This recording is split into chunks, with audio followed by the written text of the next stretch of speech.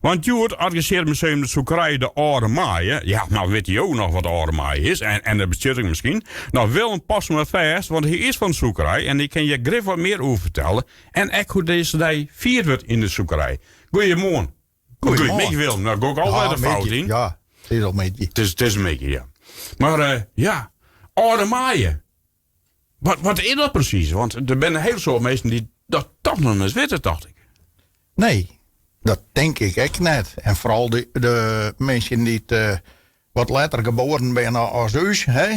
Wij weten dat nog van vroeger bij de boeren. Dat de arbeiders nieuwe contracten kregen.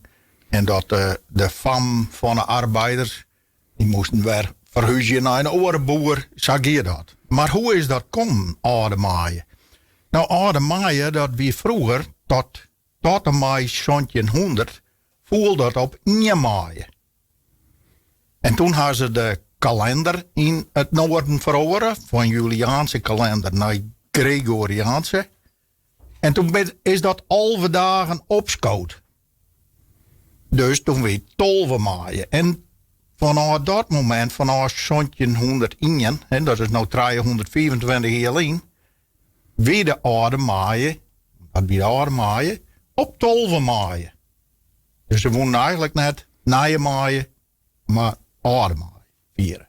En dat dienen ze erom, de contracten die rond tot 1 maaien, en dan winnen ze geld kwijt, in het verhuur van landerijen. De arbeiders die weer een geld kwijt, van ja, die moesten alle dagen meer werken. En dat vond ze echt net leuk. Dus vandaar dat ze 12 maaien aangehouden hebben als verhuisdag van de boerenarbeiders en het ingaan van nieuwe pachtcontracten enzovoort. En dat is de oude maaien. Dat is oude maaien. Daarom nemen ze het oude maaien. En dat is nieuwe maaien is gewoon 1 maaien. 1 maaien. Oké. Ja. Ja. Maar nog als de zoekerij had dus nou ja, die houdt eigenlijk de skierens in ere van die oude maaien. Ja. Want wat is die er dan te beleven? Wat dienen ze dan op zijn oude maaien? Nou, op oude maaien, dan gingen de arbeiders die in die hoespjes wennen bij de boerderij, die gingen dan naar een nieuwe boer, of ze kregen een nieuw contract. En dan moesten op die dag alles verhuizen worden. Dus het huis leeg, spul op een wijn. En dan verhuizen ze naar een nieuwe boer, die een nieuw contract joeg. En de fam winnen meestal ook bij een boer. En de fam, de boerenfam. En die gingen ook verhuizen. Nou, of naar een oren, of ze bleven natuurlijk, als het contract goed was. En ja, de arbeiders dachten, ik kan mijn oorboer mee vertjennen. Dan naken ze ook. Dan wordt het nou ook. Ja, dat is net veroveren. Nee, daar huikel ik in. Ja. Dus dat is eigenlijk wat we daar nabeelden. En op de oude maai trouwden ook een hele protte. Jongelui. En dan winnen er wat, nou ja, steeds maar arbeiders die aan de onderkant van een samenleving zitten. Die trouwden dus ook, en dat ging wat oorzaak zoals, die trouwden dan oer de puthaak.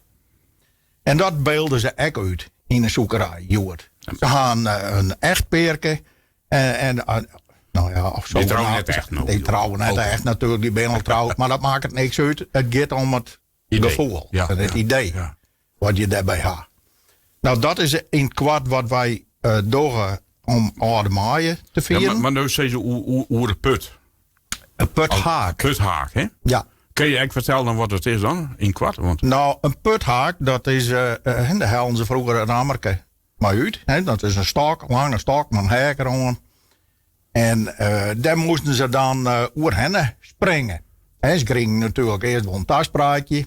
En dan sprongen ze oer de stok. En dan werden ze trouwd. Oh, dat is makkelijk dan je de dij. Ja, die kost het boezjel thuis leren. Ja. En nog maar boezjel uit de boezerij. Ja. Misschien. Maar ze er jaren voor sparen. Ja. Ja. Dus dat is eigenlijk hoe de put. Maar er worden meer dingen natuurlijk die in. Hè? Ja, er komt een mobiele klompenmakerij. Wij hebben vorig jaar een klompmakerij Oernaam in de zoekerij. En we vonden het wel een leuk idee om daar nou een demonstratie te gaan met een mobiele unit.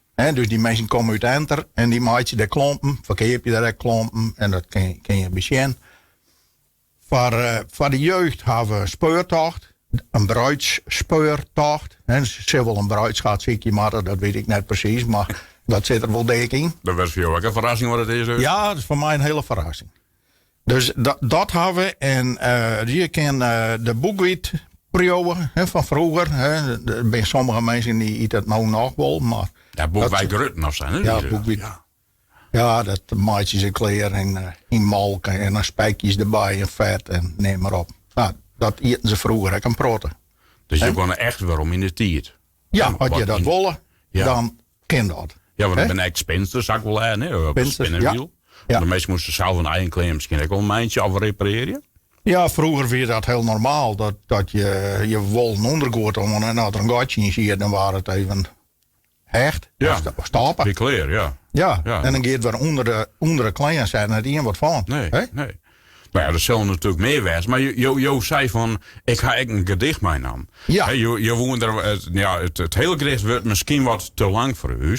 Maar twee stukjes, hoe liep je dat? En misschien het laatste nog, want dan houden het einde te pakken. Ja, dat is heel goed, jongen. 12e maaien. Zo heet het gedicht. En het is van O.S. Akkerman uit 1919. Het weer werd 12e maaien. Elk wie in rep en roer. Die dag ben alle jaren de mensen glad oostjoer. Dan matte er weer safvolle een oren wente ha. En die verhuizerij jou drukte van komsa. De maas voor dag en voor dagen, wie mannig geen alree. De drokke dag, wie komen het huisrie ree moest van het stee. De tafel, kaststoelen, de witse en de bennewijn, de kachels en de bedden en koren met porselein.